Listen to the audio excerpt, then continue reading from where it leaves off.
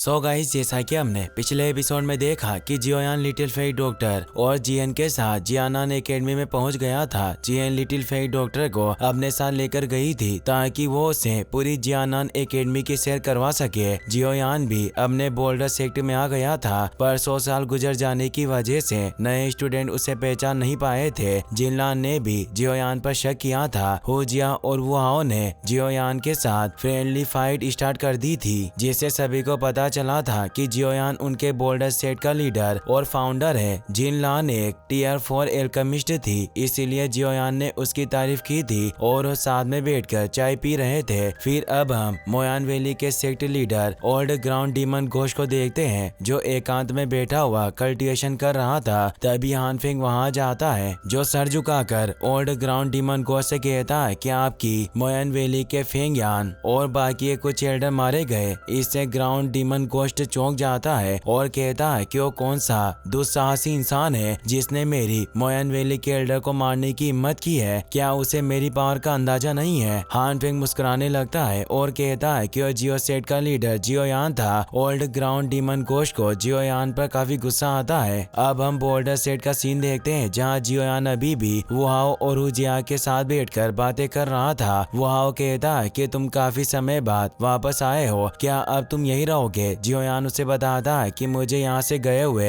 2 साल गुजर गए थे, इसीलिए मैं वापस तुमसे मिलने आया हूँ और मुझे एल्डर सुकियान से किया हुआ वादा भी निभाना था और ब्लेजिंग स्काई की रिफाइनिंग टावर में फॉलन आर्ट फ्लेम को डालकर उसे फिर से रिवाइव करना था। पर मैं यहाँ ज्यादा लंबे समय तक नहीं रुक पाऊंगा, क्योंकि मुझे कॉन्टिनेंट में नई हेवनली फ्लेम की खोज करने जाना है और अब हमें बातें करते हुए काफी वक्त गुजर गया है, इसीलिए अब मैं फर्स्ट एल्डर सुकियान के पास जाऊंगा। मुझे उससे कुछ बातचीत करनी है। यह कहकर वहाँ से चला जाता है। जिनलान हेवनली फ्लेम का नाम सुनकर काफी परेशान हो गई थी, क्योंकि वो जानती थी कि हेवनली फ्लेम कितनी भयानक होती है। पर फिर भी जियोयान पहले से ही 2 हेवनली फ्लेम को होल्ड करता है। जियोयान जब एल्डर सुकियान के पास जाता है तो उसकी बॉडी को चेक करते हैं और बताते हैं कि वास्तव में तुम्हें जहर दिया गया है। तुमने मुझे पहले इसके बारे में क्यों नहीं बताया? जियोयान बताता है कि कुछ समय पहले हमारी लड़ाई 10,000 स्कॉर्पियन गेट के लीडर जिबियान से हुई थी, जो एक फाइट एस्टर था। लिटिल फेई डॉक्टर ने उसे हरा दिया था, पर उसने अपनी सेल्फ डिस्ट्रक्ट एनर्जी से मुझ पर एक डेमोनिक पॉइजन स्पॉट छोड़ दिया, जिससे मैं कुछ ही वक्त में मर सकता था। पर लिटिल फेई डॉक्टर ने अपने पॉइजन सीलिंग मेथड की मदद से उस पॉइजन स्पॉट को सरप्रेस कर दिया। पर इस जहर का असर पूरी तरह से खत्म नहीं हुआ है और इसे पूरी तरह से रिजोल्व करने के लिए मुझे फाइट वेनरेट लेवल के पेटिशनर की जरूरत है, जो ही अपनी पावर से इस डेमोनिक स्पॉट को पूरी तरह से डिसोल्व यानी खत्म कर सकते हैं। एल्डर सुकियान थोड़े परेशान हो जाते हैं और बताते हैं कि हमारी जियानान एकेडमी के अंदर सिर्फ हेड मास्टर ही फाइट वेनरेट लेवल पर है। हेड मास्टर को दुनिया भर में यात्रा यानी ट्रेवल करने का काफी शौक है, इसीलिए वो सालों पहले ही वर्ल्ड ट्रेवल के लिए निकल चुके थे।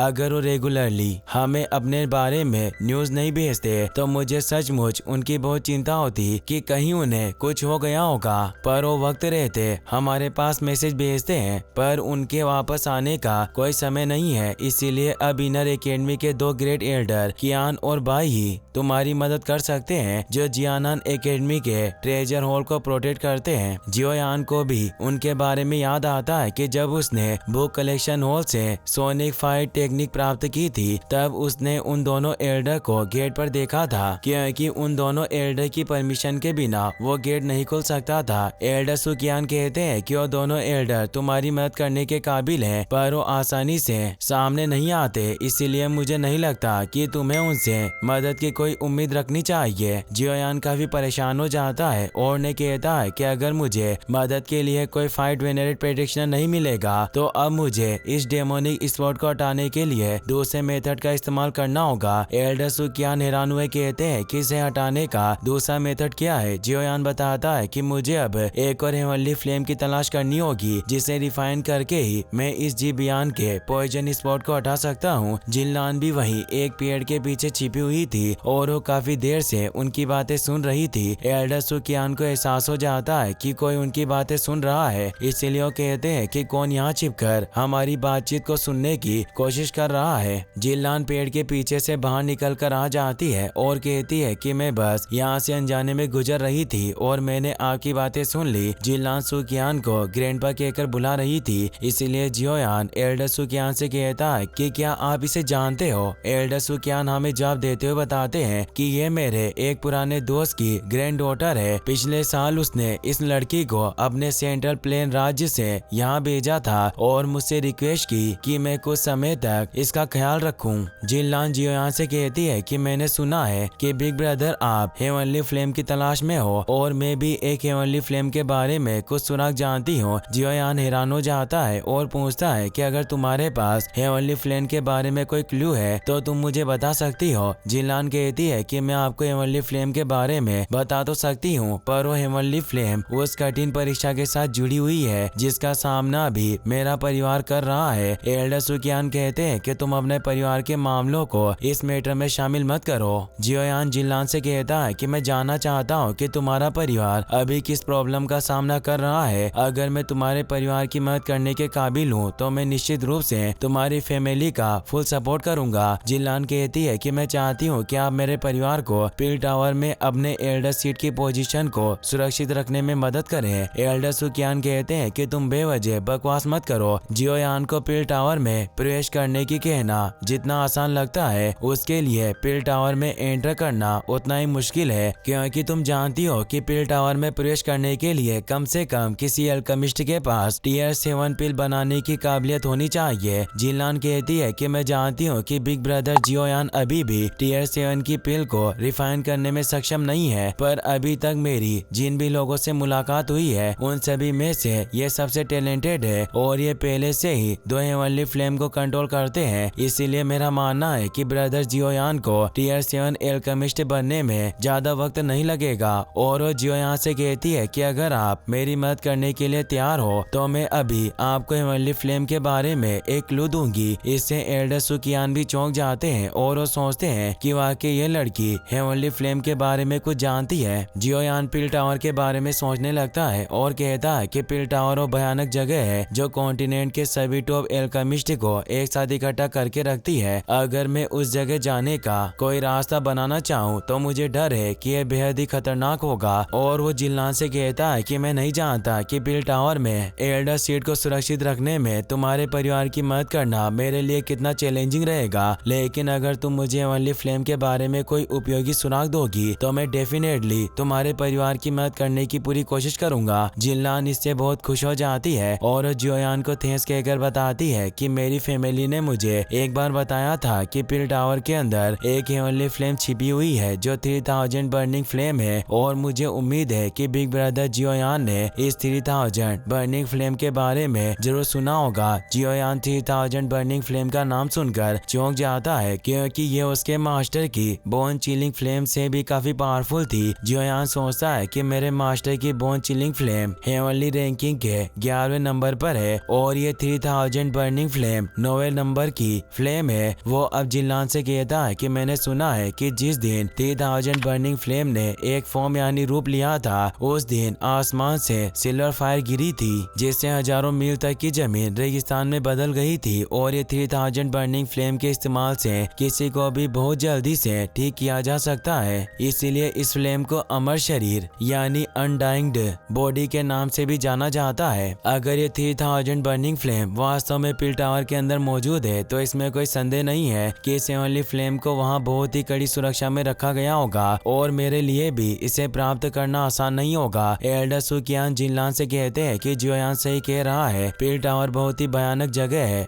जहाँ बहुत ही पावरफुल लोगों का राज है। अगर इसने उस पिल को हासिल करने के लिए उनसे दुश्मनी भी मोल लेने की कोशिश की तो ये पिल टावर का अपमान करने की तरह होगा। इसीलिए जियोयान के लिए उस पिल को प्राप्त करना कोई बुद्धिमानी भरा कदम नहीं होगा। जिनलान कहती है कि मैं जानती हूँ कि 3000 बर्निंग फ्लेम को पिल टावर के अंदर कड़ी सुरक्षा में रखा गया है, पर आप दोनों भी ये बात जानते हो कि किसी पिल को बिना रिफाइन किए काबू करके रखना कितना डिफिकल्ट होता है। पिल टावर भले ही बहुत पावरफुल हो पर उनके लिए भी इस 3000 बर्निंग फ्लेम को काबू में रखना मुश्किल हो रहा है, और पिल टावर के लोगों ने भी अपने फायदे और नुकसान का आकलन करते हुए ये डिसाइड किया कि वो 3000 बर्निंग फ्लेम को रिफाइन करने की काबिलियत रखने वाले किसी एल्केमिस्ट का चयन करेंगे जो उस पिल को कैप्चर कर पाएगा। एल्डर सुकियान भी ये सुनकर चौंक चौंक जाते हैं और कहते हैं कि क्या वाकई पिल टावर के लोग इस हेवनली फ्लेम के लिए आउटसोर्सिंग करने का डिसाइड कर रहे हैं। जिनलान हमें जवाब देकर बताती है कि यह बात सच है, पर उस आउटसोर्सिंग पर भी बहुत से प्रतिबंध लगे हुए हैं और जितना मैं जानती हूँ उसके अनुसार 2 सालों के अंदर पिल टावर एल्केमिस्ट की सबसे बड़ी प्रभावशाली पिल गैदरिंग कंपटीशन का आयोजन करेगी। जियोयान भी यह सुनकर शॉक्ड रह जाता है और कहता है कि यह पिल गैदरिंग क्या है। एल्डर सुकियान बताते हैं कि पिल टावर की ये पिल गैदरिंग कंपटीशन डोक्यू कॉन्टिनेंट में पूरे जीवन में एक बार होने वाला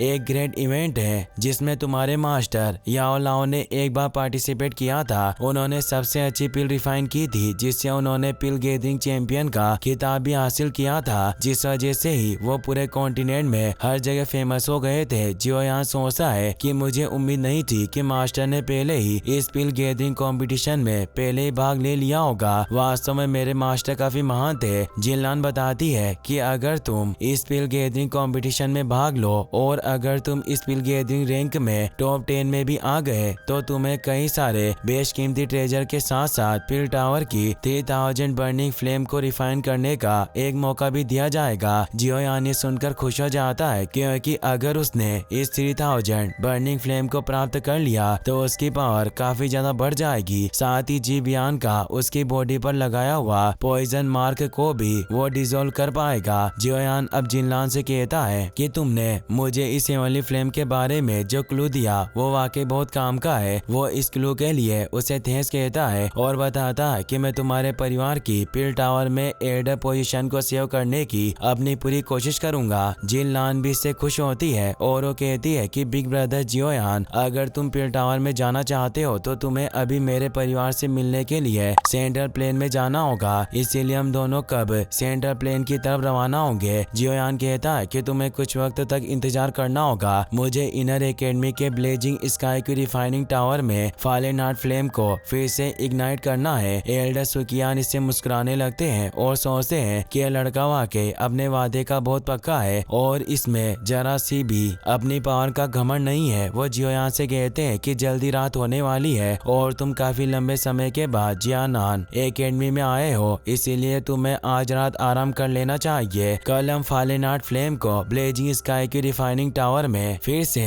रिप्लेनिश करने पर चर्चा करेंगे। इसी के साथ ये एपिसोड यहीं पर खत्म हो जाता है। गाइस, अगर आपको वीडियो पसंद आया हो तो इस वीडियो को लाइक करने के साथ साथ चैनल को सब्सक्राइब जरूर कर लेना। मिलते हैं नेक्स्ट वीडियो में। Thanks for watching.